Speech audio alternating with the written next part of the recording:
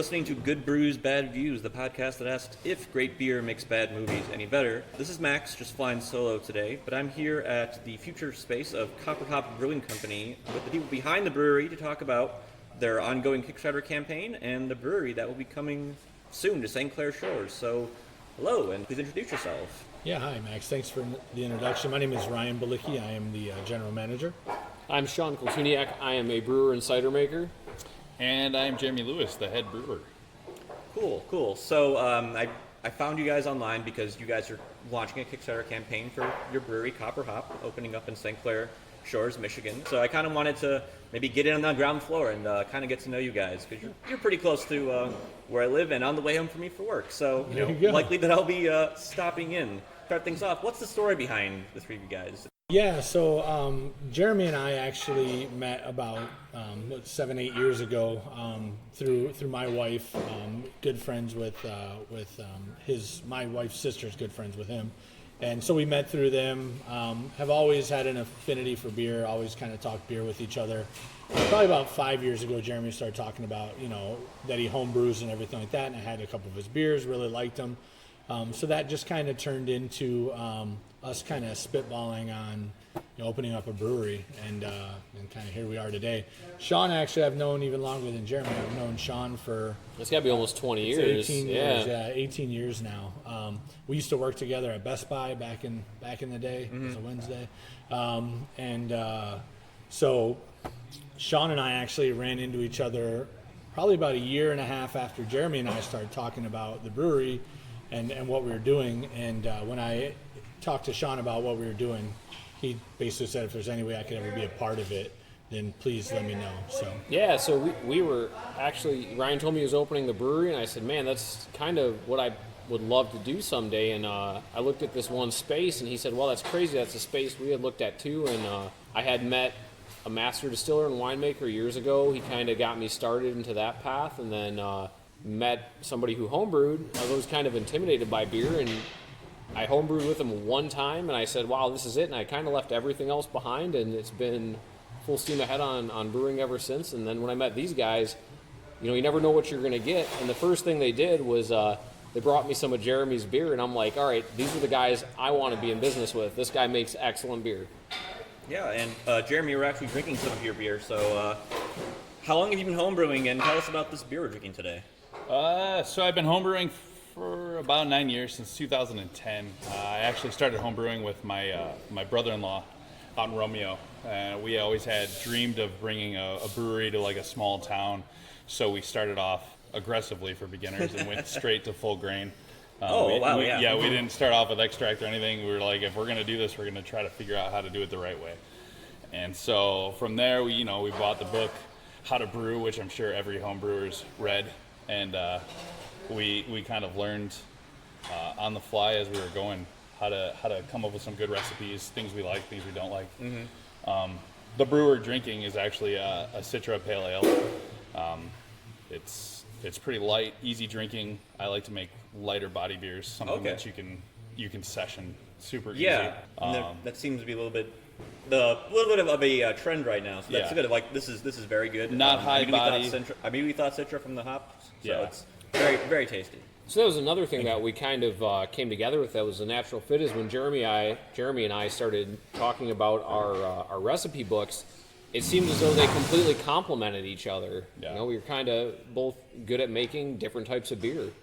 Yeah, Shaun's really, really good at making ales, darker beers, stouts, porters, those types of things, and I like to focus on lighter beers as I feel like I like to drink a little too much. So I make things that we can put on the kegerator and have a party with and drink a bunch of it and feel okay the next day. Awesome. And we kind of segued into cider making because we have some family that are gluten intolerant. My wife doesn't drink beer. She loves cider, though, so I never thought myself a cider maker, and then when I really got into this and she wouldn't drink my beer, I had to find something to make that she would actually hop on board with. Yeah, we've occasionally had guests on the podcasts who don't enjoy beer, so we've had mead or cider, so it's nice to have that kind of variety. Definitely. But just talking a little bit about the location, so you're going to be opening up in St. Clair Shores here shortly. You mentioned you're from Romeo, and you've also talked on your Kickstarter page about looking also at New Baltimore. And these each kind of have like the small little like downtown kind of areas. And my co-hosts of the podcast, James and Ryan, we're all from New Baltimore. And like every couple of years, we always heard like, oh, someone's gonna open up a brewery. So this is like, you guys are probably one of them at one point. So Yes. I'd say we probably definitely were one of them that were solidly looking at it. Like, since we've started this, we've wanted to bring a brewery to a downtown area, but you have to do it on a startup budget. So we looked at Romeo, and we just didn't think the demographic was ready for what we're bringing to the table. And then we kind of fell in love with Anchor Bay when Ryan went out there and discovered one of the buildings out there. Yeah, I used to actually call on a shop that was right at the corner of Washington and Main, or Green, I think it. the bakery? No, it was it used to be Soundwaves back in the day. Yeah. So I used to call on them, and when we decided that Romeo wasn't the place, I was like, you know what? Check out this place, because it feels like a West Coast town on the East Coast. It feels like you're in kind of Grand Rapids area or Grand Haven or something. Real cool downtown area, but it's so close to like where we all lived in Metro Detroit that I really just loved that area. That being said, the building that we were going to go in was going to be the old Stahl's Bakery, and we loved the building. Unfortunately, the timeline just wasn't going to work out. The guy that bought the building, great guys, they just didn't have, they didn't know what they were getting into until they started to tear things out. And you run into that a lot when you start to open up walls. You're kind of opening up a can of worms. As they did that, their 1 year time frame turned into 2, which we saw turning into maybe even more than that. And we would have opened a brewery tomorrow if it was feasible. So we actually had found this location. Jeremy lives 2 blocks away. I actually grew up in St. Clair Shores when I was younger, moved to Florida, and then when I moved back to Michigan, I moved to Grosse Pointe. So I'm very familiar with this area. And I had lived out of state. When I moved back, we had went to the Fish Fly Festival downtown in New Baltimore. And I remember walking by the Stahl building with my dad and saying, man, this would be an awesome spot for a brewery. And then, fast forward a couple of years, I bump into Ryan and he says, hey, we're thinking about opening a brewery in this place. And all 3 of us were just like emotionally in love with that building, with downtown New Baltimore. And I mean, we were kind of heartbroken when it fell through, but we couldn't have hoped for a better spot than landing right here. Yeah. I mean, Like, I've been around this area driving, because my doctor's is right around the corner, but I've never been down this part of Mac right here, and I didn't realize you had this little quaint little, very walkable downtown. They just dubbed it the downtown St. Clair Shores, like within the last 6 months. Yeah, and St. Clair Shores is kind of going through this weird little transformation of becoming like an East Coast brewery destination. Kind of like, I think of all like the very, very big brewing cities in Michigan. It's mostly like Kalamazoo, Grand Rapids, Traverse City, a lot of the west side of the state stuff. And there's a large number of breweries around, in the Metro Detroit area, but a lot of them are either like downtown or they're scattered about the metro area in like business parks. I mean, we're really fortunate that Ryan, he's in real estate, so it was super easy for him to constantly keep looking at all these available leases and buildings for sale. So we're very fortunate that we stumbled across this place. One of the reasons that we kind of overlooked it is we never thought in our wildest dreams that it would be within our budget to get on a main street of a city that's this large. And then it turns out that the city's trying to really rehab and turn this main street back into a main street. So we got really fortunate with that. And Ryan will deny it, and maybe this is just my perception, but I'm going to stand by it. Ryan was the one that said, look at what's going on with St. Clair Shores in general with the brewing industry. St. Clair Shores is going to be a brewery destination, and we want to be part of that. And he said that at a zoning board meeting or a city council meeting. One of the big things is we had, when we were going into New Baltimore, obviously an awesome part about opening up a brewery is being able to do research and go to other breweries and meet them, and they're also helpful.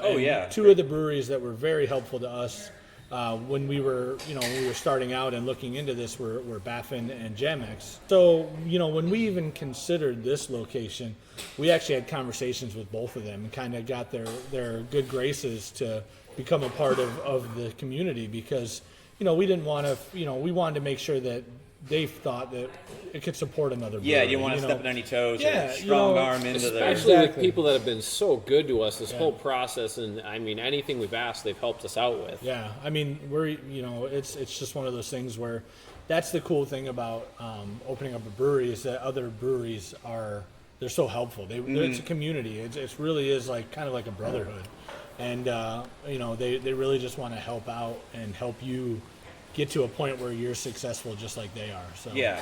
Because more people are coming to visit yours, Yeah. more likely for them to also take the. And that's one of the things that Baffin said to us. Baffin was kind of the original brewery in St. Clair Shores, and they said they never have been busier than when Jamex opened, when Shipwreck opened, and now we're opening. So it's like they said they just keep as more things open, it draws more people to the area. You have your locals; they're going to go in there regardless. But the people that live in, maybe live in Clinton Township instead of going to Berkeley or Royal Oak or going downtown. Now they're like, hey, let's go over to St. Clair Shores. Or even the people in Ferndale that just want a change of scenery and are sick of hitting all the Ferndale / Royal Oak breweries or tap rooms, want to just come to the east side and try. There's enough within driving distance that they can try a couple things out. And Ryan made a great point. He said that it's like a brotherhood, and I'll tell you this, and I say it all the time. The brewing industry is like no other industry I've ever seen, where it almost isn't viewed as competition, but it just enhances the whole beer scene. And any brewery I go to, and I've been literally all over the country. I go into a brewery and I start talking to an owner or brewer, and I say, hey, my name's Shaun. I'm opening a brewery in St. Clair Shores, Michigan. And their first response is, sweet man, come on back here, check out my system. Let me tell you where I messed up. This is what I wish I would have done. It's an open book. They just want to help. Yeah. So a little bit about the brewery itself.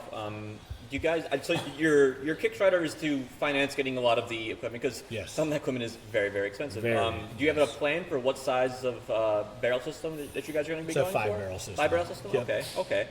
With the Kickstarter itself, that's going on throughout the month of October, and you've got a variety of tiers people can pledge at for some exclusive. The Mug Club itself, we kind of wanted to do something a little different. So our Mug Club is going to be an annual Mug Club membership. During the Kickstarter, you can actually buy into a lifetime membership on the Mug Club. So basically, you can either buy the Founders Mug Club membership, which will be it gets you into there's only 50 available, and then it's an exclusive membership that will it'll get you a custom mug. So most mugs are very typical. You can only do so much with ceramic, and that's what most people go with. But this mug, you're going to have the input on the creation of the mug. So you're not just going to pick out of a lineup of available mugs on the wall. Exactly. So you get a little bit more of a custom input on your mug. It's limited to 50 mugs, so once 50 is gone, it's gone. And those are the only people that are going to be able to create their own mug. After that, it's going to be we're calling it the OG Mug Club. And that is basically, you're going to have a custom mug. The Founders mug is actually 24 ounces.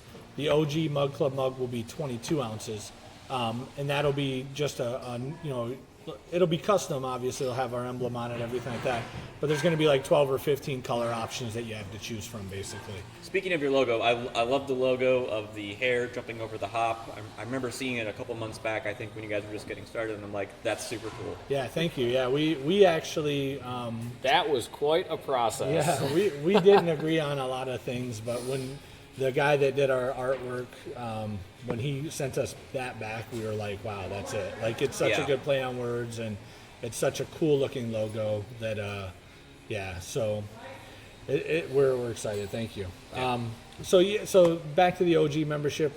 So that one, again, is a lifetime membership. That's probably the biggest thing with the Mug Club during the Kickstarter is after the Kickstarter is over, there'll be no more lifetime memberships offered to purchase into. So it'll be more of a yearly. It'll be a yearly membership, yearly subscription type. Yeah. So basically, it'll be we haven't nailed down all the final details, and we don't have to for a year because we're not going to open our Mug Club up for a year.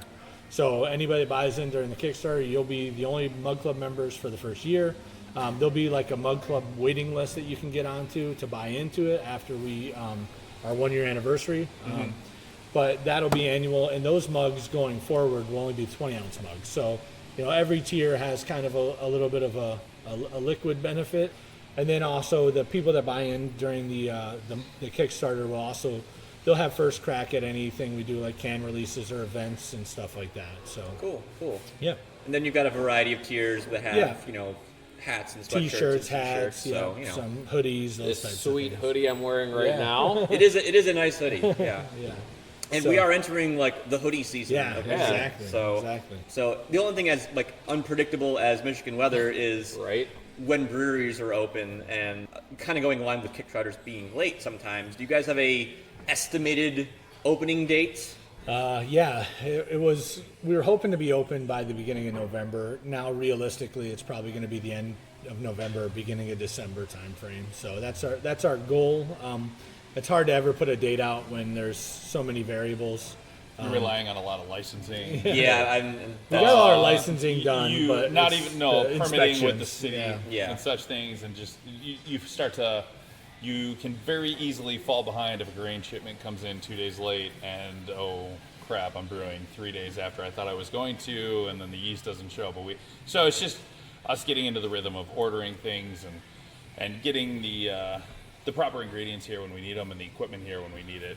And if we're making lemonade instead of beer right now, last year on December 14th, the three of us were sitting on the patio of a brewery having a beer because it was so warm out through December. So Yeah, hopefully for all of our customers, we'll have a warmer December and have that patio open. With our garage doors wide open Yeah. at least I mean, once before the new year. yesterday was like 1st of October, and it was Yeah. like 85 or yeah, whatever. super So hot. Crazy. Yeah. Super late summer. who Hopefully that knows? happens. Who knows? Well, I think it was still snowing until March this year, so Yeah. April maybe. So do you also plan to have cider when you open as well? We do. Yeah, Shaun we sure is do. an amazing cider maker. Well, thank you very much. Not necessarily in love with the title head cider maker, If you but can, definitely I don't- our head cider maker. Yeah, I certainly am not a fan of any titles, but yeah, I mean, all of our feedback on our cider, and I'm not a cider drinker, but we've been marketing it for a little bit and getting it out there, and by all accounts, our cider is going to be pretty good. I myself prefer dry cider, so I've always made almost like a traditional German Apfelwein when I make cider for myself. But marketing to a larger audience, what we've done is we've started to sweeten it. Now in our ciders, we typically only use organic juices, organic ingredients, and organic honey to sweeten them. We don't sweeten them with any type of cane sugar. We only sweeten with honey or organic juice, and we've had really, really good feedback on it. We've made ciders anywhere from a 4% to a 15% imperial blueberry honey cider that I recently made for my wife after she was pregnant with my son. She said she needed a drink, so That'll never ever be available. yeah, I don't know if because we'll probably never serve that here. We'll serve a someone would get variant of it. overserved very easily. Yeah. Yeah, it was way too easy to drink. That's for sure. Oh, that's Yeah, the and that's one of the things with using the right ingredients and techniques is you don't get hit with that alcohol sharpness. It's a really rounded and smooth sweetness and a smooth alcohol bite, and you don't know what you're drinking. That's one of the things I've kind of had to learn to do is scale back the alcohol content now that we're going to a commercial level where it's not me giving somebody a small amount in my house. Yeah, like I've had some like homebrew braggots for some people, and it's like, oh yeah, by the way, that was like 16, 17%. Yeah, you just drink a 60% I'm like, oh wow, it tasted like juice. Yeah, exactly. Are you guys going to have food served here, or can people bring in food, or? Yeah, so we're going to offer people the ability to bring in food. Obviously, we'll sign up with some of the local restaurants to help bring in food as well, or offer services. We've got some pretty awesome neighbors that have already offered that to us, as well as Grubhub. A lot of places now are doing that, and then food trucks. When we can get them, food trucks have been such a hot market lately that to get the good ones, it can take a little. You got to get on a waiting list. Yeah. So, but yeah, we plan on we want to focus on great beer, great cider, and then let other people focus on great food. So And you bring asked in ab- what you like. And you asked about the building. So, I mean, as far as we know, the history of the building is it has been a pharmacy and vitamin store since 40 it was years. built. Yeah. And we were the first folks to come on in here and change that. So I feel like What we beer s- is still a vitamin of some sort. Yeah. It's an essential medicinal. Yeah, it's an essential nutrient that people need. I certainly don't disagree with Jeremy. But when we got this place, it was kind of a big empty rectangle that hadn't been touched in 40 years. Yeah. So we hired an architect that came highly recommended, and he was a designer and just had excellent vision and listened to us and created us our dream. Then we found a contractor that was on board and could make that come true. He went out of his way to get us the reclaimed wood that we wanted. He drove up into Canada, into a lumber yard, and found us this beautiful aged wood in here. Those bricks are from Fenton. Fenton. Yeah, they're from a farmhouse in Fenton that they were taking down, and we got all the mortar. 1903. Yeah, 1900s farmhouse. We got all the mortar chipped off, and they redid the bricks in here. And like I said, they've made our dreams come true in this place. It's beautiful. tin roof. Beautiful The- tin ceiling. It's the original ceiling in Original here. ceilings are beautiful, Yeah. for sure. So yeah, it just seems to be like a really, really great location. One last question about the space from my girlfriend, because she's very invested in this. Will dogs be allowed in your brewery? Not inside of the brewery, on the patio. On the patio, Yes, okay, yes. very good. Definitely allowed on the patio. All right, that's all we need to know. So Kickstarter's going until the 24th of October? Yep, 24th of October. If you just go to Kickstarter.com and search for Copper Hop Brewing Company, it'll pop right up. Or follow us on Facebook at Copper Hop Brewing Company. We have plenty of links and shared links on how to get to our tons of Kickstarter. updates and everything else. So Right now we're working with partnering with some local artists and some charities to after we open get some art up on these walls, and some of the artists are so excited that they've committed to donating a portion of their share on certain days to local charities. I mean, this is we've always had the vision to kind of put artwork from local artists on the wall that was for sale for them, so people could come in and if they saw something that they like, they could purchase it, and we'll just kind of restock the art on the walls. So. Yeah, that's super cool, because then you can see things rotating, as people Exactly. come and go. And, Yep. Last thing is kind of have a tradition on Good Brews, Bad Views, is we have a number of questions we always ask people the first time they're on the podcast, whether it's for a regular episode or not. So our 3 questions are, what's the first movie that you can recall seeing in theaters? What's the first bad movie you ever saw? The first time you saw a movie and just thought like, oh God, this is terrible. Not all movies are created equal. And lastly, what was the beer that showed you there was more to beer than like American Adjunct Lager? So. Wow, those are great questions. Those are really difficult I would have questions. to say the first movie I think I ever saw in the theaters was probably E.T. That could be totally wrong. I could be making that up. But if I have to think back to like trying to picture little Ryan in a theater, I think that would probably be the movie that I think I might have seen. I know what movie it is for me. It was the Teenage Mutant Ninja Turtles movie, and I'll tell you why I remember it is my cousin and I went to the movie together, and it was the first time we had both been to the movies, and he thought he had to eat all of his popcorn before the movie started. So he ate the entire popcorn in the entire movie. I remember him groaning in pain from eating all of his popcorn. So it was definitely Teenage Mutant Ninja Turtles, and Matt, if you ever listen to it, there's your story. We did the third one on one of our episodes, because That's awesome. that was our Ryan's first bad movie. Was Okay. the third Teenage Mutant Ninja Turtles. Oh, he didn't start watching movies. I feel like my first movie had to be some sort of Disney cartoon. I can't recall, but I know. Maybe it wasn't Disney. It was Land Before Time. That is the earliest movie I remember seeing at a theater as a child. That's a great movie. Is Land Before Time. So that's it. And you dressed as Littlefoot the same But year. definitely, I want to get a chance to answer the first bad movie. I saw. Okay, yeah, we'll start And with that you is then. Three Ninjas. If anybody can remember that. I from the- absolutely remember Three Ninjas, Yeah. and I don't remember it being bad. Oh, no, it's pretty terrible. I don't know. I already knew it was terrible as a child, so I'm imagining it's even more awful now. My first bad movie would be The Leprechaun. I remember like the pogo stick scene. It was just like a horrible horror movie. Yeah, I have a hard. I don't know what my first bad movie was. You had to have seen a bad movie. I've seen tons of bad movies, but the first one that made me go, "Wow!" Like movies aren't always good. I don't even know what it would be. I mean, I remember the first movie I hated, but that was just because it was scary. It was Candyman. We saw Candyman. That was probably also pretty awful. And it was not a good movie, but it was I remember going home and not wanting to go in a dark room ever again. So yeah, I'll just say Candyman. All these questions are very subjective, so you can say Candyman. There you go.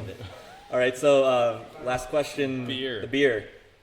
What beer made me decide there was more to beer? So I never drank beer. I never enjoyed beer until I started brewing it. So the first beer that would have changed me would have probably been a homebrew. But the first commercial beer I can ever remember drinking that kind of made me think, wow, I like beer was Dragon's Milk in like 2012. Okay.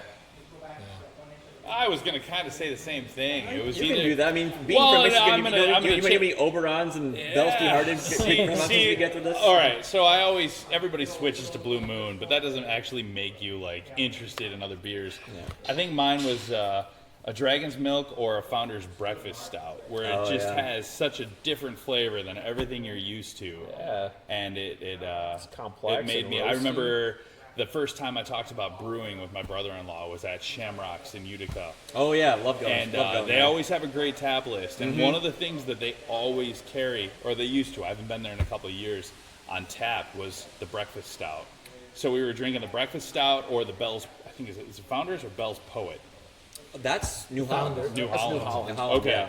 All right. So it was either but it wasn't the Poet. I think it was the breakfast stout that was on tap that we were drinking, and we really discussed like how do you get this unique flavor in beers, and that's what kind of led us to how do you brew all grain? Yeah. How much does it cost to order this kit online? Yeah. For me, it was definitely Oberon. I remember having my first Oberon and then buying the mini kegs. Remember what those came out in like 2011 or something? Mm-hmm. And I remember every year I would buy a mini keg when it would come out, and I had them all stacked on top of my cabinets in my kitchen, like an awesome beer connoisseur. You know, Ryan's house was probably the first house I went to that had a kegerator. And I remember it was out on his patio, and he still has it. Yeah, I still have it. Yep. It's an old 1947 Kelvinator fridge. Oh, that's cool. Been turned into a kegerator. Yeah. So. All right. Well, thanks for taking the time to talk to me today, and best of luck in your Kickstarter. You've already completed your initial goal, but you do have some stretch goals for additional things, like some pretty cool tulip glasses. Yes, definitely. And best of luck in the eventual opening. Yeah, thank you. Thank you for coming out. Yep. All right, that's all from Good Brews, Bad Views. We'll talk to you guys later.